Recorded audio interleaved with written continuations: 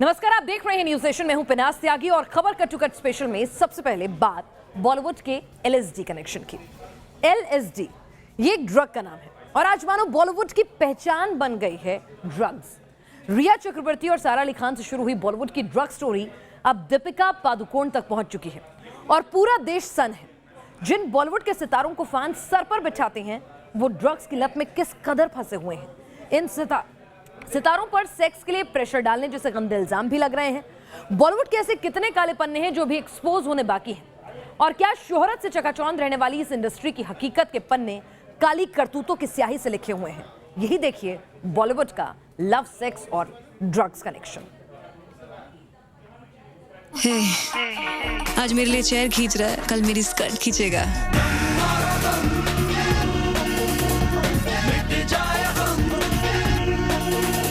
क्या दीपिका पादुकोण गंजेड़ी है?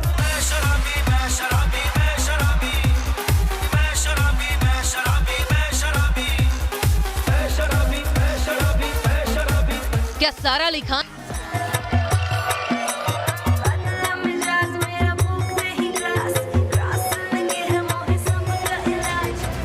रिया चक्रवर्ती, सिमोन खंबाटा, सारा अली खान, रकुल प्रीत सिंह, श्रद्धा कपूर और अब दीपिका पादुकोण।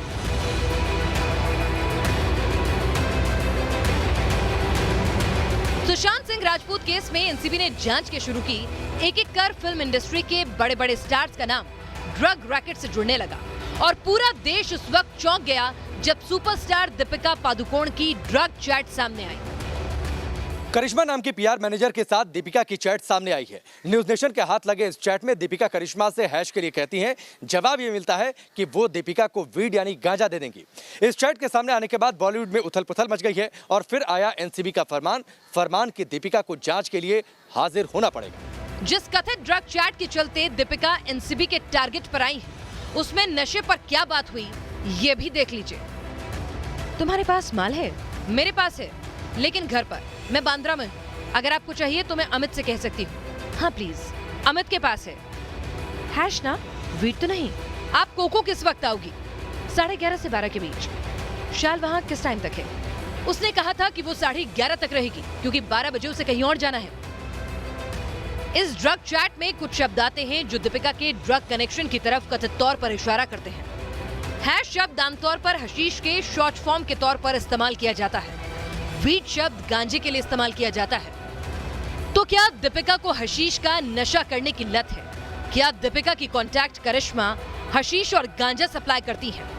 जब बॉलीवुड की ड्रग लॉबी पर संसद में सवाल उठे थे तब जया बच्चन ने कहा था कि सवाल उठाने वाले जिस थाली में खाते हैं उसी में छेद करते हैं। जिस थाली में खाते हैं उसमें छेद करते हैं। गलत बात है। अब जब रोजाना बड़े बड़े खुलासे हो रहे हैं तब जया बच्चन खामोश है। बॉलीवुड को देखकर ऐसा लगता है मानो इसमें इतने छेद हो गए कि बॉलीवुड थाली नहीं बल्कि पूरी छलनी बन गया है।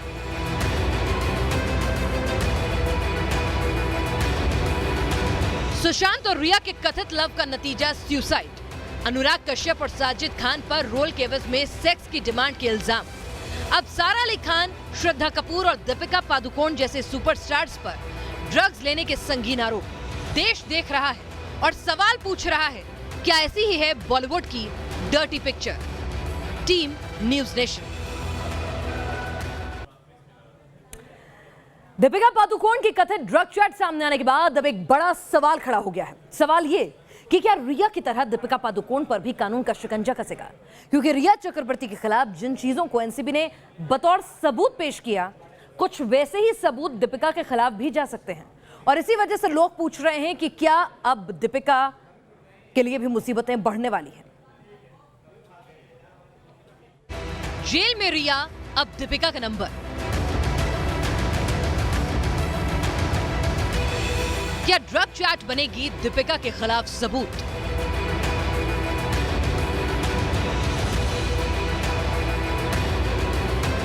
दीपिका पादुकोण की कथित ड्रग चैट देश की सबसे बड़ी सनसनी बन चुकी है। दीपिका के फैंस को भरोसा नहीं हो रहा कि उनकी सुपरस्टार का नाम हशीश और गांजे जैसे नशे से जुड़ गया है। और लोग पूछ रहे हैं सवाल कि क्या दीपिका पादुकोण गिरफ्तार हो जाएंगी। दरअसल रिया चक्रवर्ती के मामले और दीपिका पर लगे आरोपों में कई समानताएं हैं, जिसकी वजह से दीपिका की गिरफ्तारी के कयास लग रहे हैं। रिया जैसा दीपिका का केस। वजह नंबर 1, रिया चक्रवर्ती के ड्रग कनेक्शन का खुलासा मोबाइल चैट से हुआ था, जिसमें रिया कुछ लोगों से ड्रग लेने की बात करती नजर आई थी। रिया चक्रवर्ती की जांच के दौरान ये चैट बड़ा इलेक्ट्रॉनिक एविडेंस साबित हुई थी।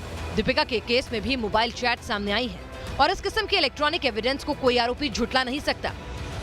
रिया जैसा दीपिका का केस। वजह नंबर 2, ड्रग चैट सामने आने के बाद ही एनसीबी ने रिया के इर्द गिर्द पूछताछ का शिकंजा कसा था। पूछताछ के दौरान रिया ने ड्रग के इस्तेमाल की बात कबूल कर ली।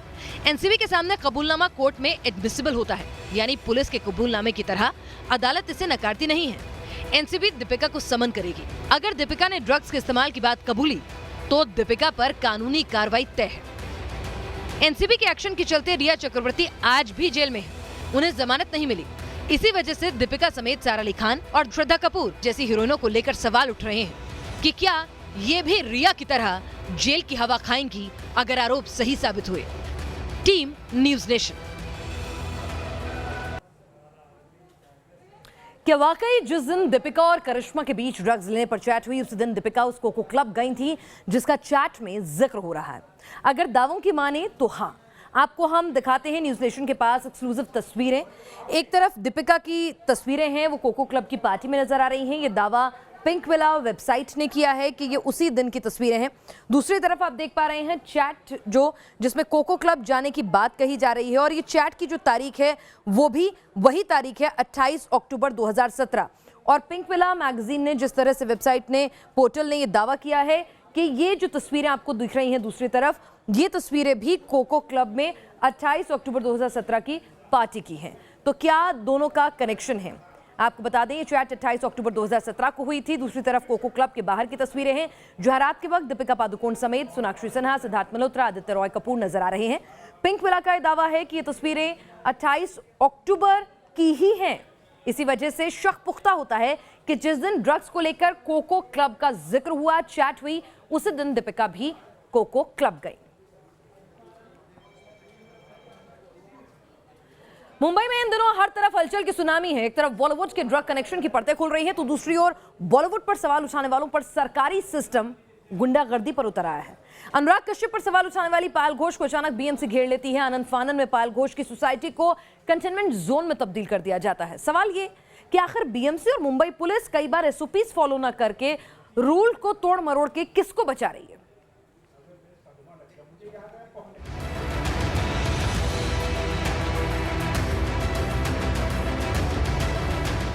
किससे है हमदर्दी? बीएमसी की गुंडागर्दी।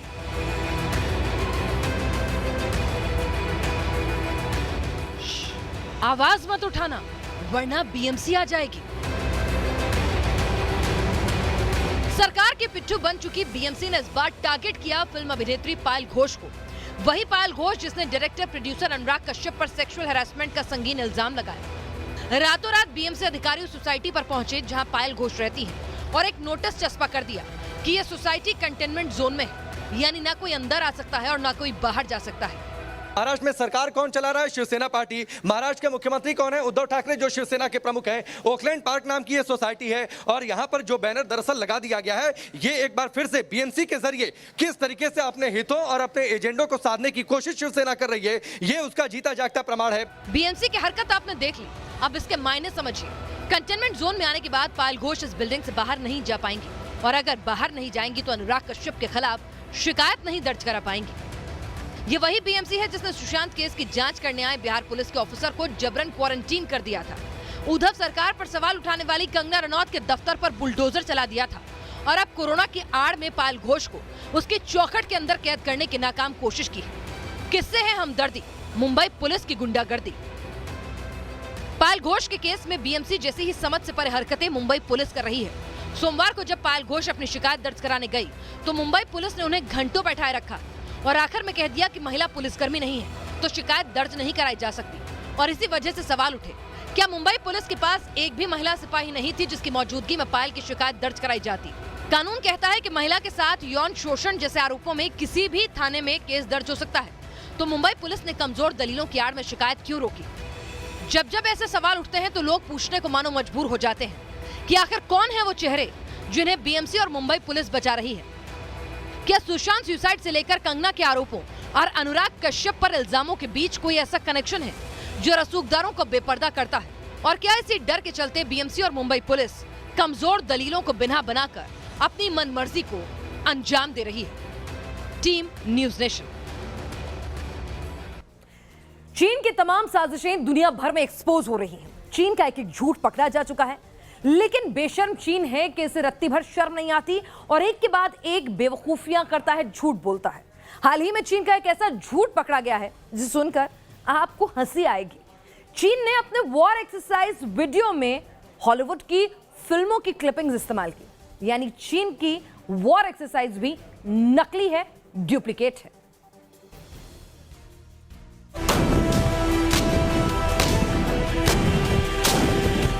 चीन चालबाज है।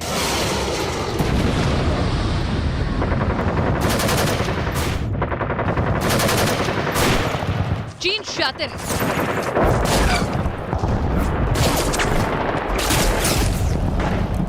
चीन चोर है। लेकिन आज साबित हो गया कि चीन अव्वल दर्जे का मूर्ख भी है।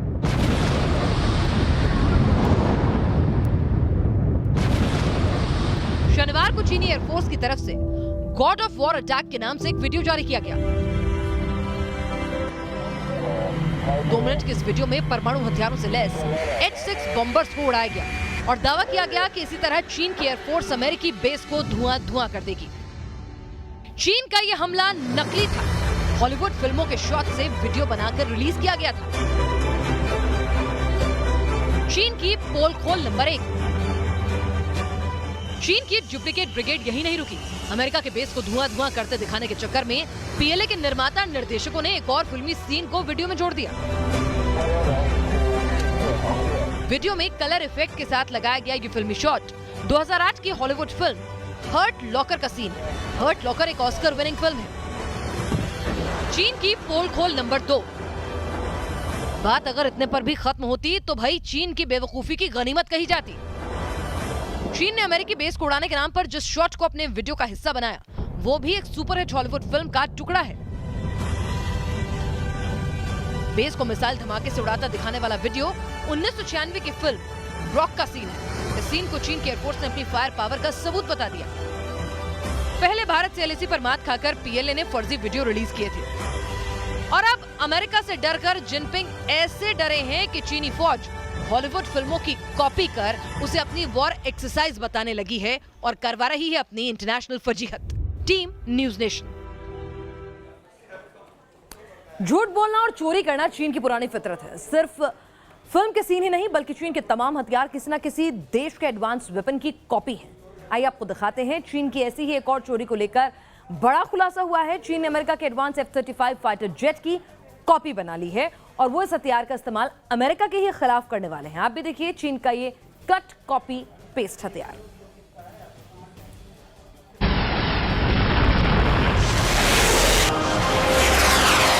चालबाज चीन की पकड़ी गई चोरी। चोरी के हथियारों पर चीन की सीना जोर। चीन का J-10 फाइटर प्लेन डुप्लीकेट। चीन का J-15 फाइटर प्लेन डुप्लीकेट। चीन का J-20 फाइटर प्लेन डुप्लीकेट। और अब चीन की एक और चोरी का हुआ है बड़ा खुलासा। चीन का J-31 भी अमेरिकी सुपर फाइटर F-35 की कॉपी है। अमेरिकी F-35 का कॉपी पेस्ट J-31। F-35 ऐसा खतरनाक फाइटर जेट है जिसकी रफ्तार और विध्वंसक प्रहार को रोकना किसी भी एयर डिफेंस सिस्टम के बस की बात नहीं। अमेरिका की इसी तकनीक को चीन ने कॉपी पेस्ट कर लिया है। F-35 5वीं जनरेशन का सिंगल सीटर फाइटर प्लेन है। J-31 पूरी तरह 5वीं पीढ़ी का भी विमान नहीं है। F-35 2200 किलोमीटर से दुश्मन को टारगेट कर सकता है, लेकिन J-31 की मैक्सिमम रेंज 1250 किलोमीटर है। F-35 आवाज की गति से 2 गुना तेज रफ्तार से उड़ सकता है, वहीं J-31 आवाज की गति से 1.8 गुना तेज है। F-35 पूरी तरह से स्टेल्थ तकनीक से लैस है। दुनिया का कोई राडार इसे पकड़ नहीं सकता, लेकिन J-31 की स्टेल्थ तकनीक पर चीन अभी भी काम कर रहा है। चीन का कॉपी पेस्ट नंबर 1। J-31 ही नहीं, चीन का हर हथियार किसी न किसी देश के हथियार की कॉपी है। रूस के Su-33 की नकल J-15 जेट। रूस ने जब चीन को अपने सुखोई 33 विमान के डिजाइन सीक्रेट्स देने से मना किया, तो चीन ने यूक्रेन से Su-33 का एक विमान ट्रेनिंग के लिए खरीदा और उसकी डुप्लीकेट कॉपी J-15 के नाम से तैयार कर डाली। चीन का कॉपी पेस्ट नंबर 2। अमेरिका का दूसरा सबसे बेहतर नंबर का विमान है F-22, जिसे हथियारों की दुनिया में रैप्टर के नाम से भी जाना जाता है। 1999 में यूगोस्लाविया में नाटो कार्रवाई के दौरान एक अमेरिकी F-22 जेट दुर्घटनाग्रस्त हो गया था। चीन ने इसका मलबा हासिल किया और इसकी भी डुप्लीकेट कॉपी J-20 के नाम से तैयार कर डाली। नकल कर बने इन हथियारों पर खुद चीन को भी विश्वास नहीं है, इसलिए चीन सिर्फ इन हथियारों से दुनिया को धमकाने की कोशिश करता है, क्योंकि ये हथियार सिर्फ दिखाने भर के हैं, चलाने के नहीं। Team news nation. और आगे बढ़ने से पहले आपको दिखाते हैं वो तस्वीरें जो खबर बन गई। तस्वीर नंबर 1। चीन से एक चौंका देने वाला वीडियो सामने आया, जिसमें सड़क पर चल रही कई गाड़ियां सैलाब की चपेट में आ गई। तस्वीरें चीन के होंगजो की, जहां नदी में आए अचानक बाढ़ से सड़क किनारे चल रही गाड़ियां तिनके की तरह बहने लगी और एक दूसरे से टकरा गई। किसी को संभालने का मौका तक नहीं मिला। तस्वीर नंबर 2। ऑस्ट्रेलिया के तस्मानिया द्वीप में करीब 270 वेल सैंडबार में फंसे मिले। इनमें से करीब 25 वेल्स की मौत की आशंका जताई जा रही है। सैंडबार में फंसे वेल्स को बचाने के लिए समुद्री जीव विज्ञानी रेस्क्यू ऑपरेशन की योजना बना रहे हैं। बचाव दल के कुछ अधिकारियों ने सैंडबार में फंसे वेल्स का जायजा भी लिया। तस्वीर नंबर 3। चीन और रूस ने ज्वाइंट वॉर एक्सरसाइज का आगाज कर दिया है। काबाकास 2020 नाम की एक एक्सरसाइज में दोनों देशों के टैंक्स ने अपनी फायर पावर का दमखम जाहिर किया। माना जा रहा है कि रूस की एक्सरसाइज उस अभ्यास का जवाब है जिसे अमेरिका और यूक्रेन ने रूस के बॉर्डर के पास अंजाम दिया था। तस्वीर नंबर 4। मिलिए दुनिया के सबसे छोटे वाटर स्केट बॉर्डर से। रिच नाम का यह बच्चा महज 6 महीने का है और इसने अपने पापा की देखरेख में वाटर स्केटिंग के कारनामे को अंजाम दिया।